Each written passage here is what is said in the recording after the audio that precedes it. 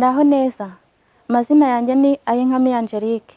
Ndi umwarimu uhagarariye abandi mu mashuri y'incuke. Uyu munsi ndifuza kubaganiriza ku gihe cy'amahugurwa nkarishyabumenyi aba mu mashuri y'incuke. Iki ni igihe abarimu bo mu mashuri y'incuke bakoramo amahugurwa nkarishyabumenyi mu masaha yabo ya buri munsi ikigoroba. Nimureke turebere hamwe ibyo abarimu bo mu mashuri y'incuke bakora mu masaha yabo y'ikigoroba. Barimu bagenzi banjye, nk'abarimu bo mu mashuri y'incuke mwadusangiza uko dukoresha amasaha yacu y'ikigoroba? Yego rwose, reka bari njye ubanza. Mu kigo cyacu hari ibikorwa byinshi abarimu bo mu mashuri y'incuke dukora mu masaha y'ikigoroba. Iby'ingenzi ni ibi bikurikira: gutegura ibikorwa by'amahugurwa nkarishyabumenyi bibera ku ishuri, gutegura amasomo no gukora imfashanyigisho z'imyigire n'imyigishirize. Ibyo uvuze ni byo rwose. Igihe kinini tugikoresha dutegura amasomo. Rimwe na rimwe umuntu agategura ku giti cye cyangwa se tugategura mu matsinda matoya, ikindi gihe tugategura mu matsinda babiri bitewe n'ibikenewe.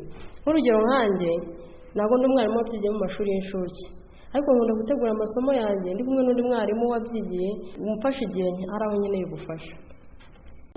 Ku bijyanye n'amahugurwa nkarishyabumenyi, by'umwihariko kubera n'isomo ry'Ikinyarwanda dufite amahirwe cyane kubera ko dufite igitabo cy'ihuriro ry'abarimu bakorera hamwe ku ishuri. Iki gitabo kiradufasha cyane.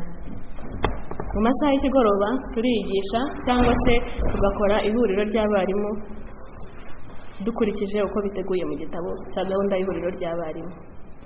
Ikindi gikorwa cy'ingenzi cya gatatu dukora mu masaha yacu y'ikigoroba ni ukora imfashanyigisho, kuko murabizi neza gukora imfashanyigisho zifatika ni ingenzi cyane mu mashuri yacu y'incuke. Ni byiza cyane, mwese murakoze.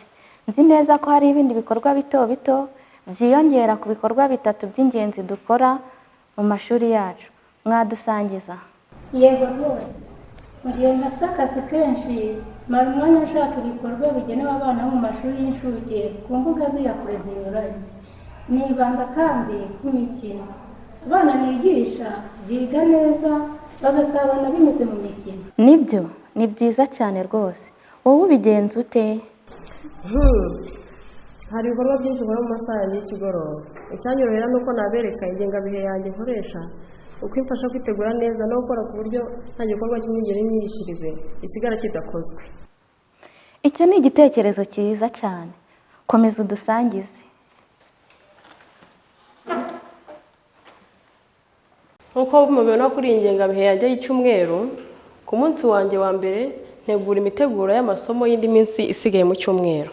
Hanyuma rero umunsi wanjye wa kabiri nkoresha igitabo cy'ihuriro ry'abarimu, hanyuma rero nkakora igikorwa cyo kwigisha, nkareba imyigire n'imyigishirize ibereye buri munyeshuri.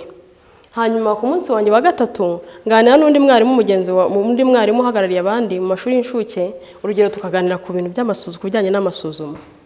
Hanyuma rero ku wa kane mfatanya n'abandi barimu tugasana ibitabo byangiritse, hanyuma tugakora n'imfashanyigisho.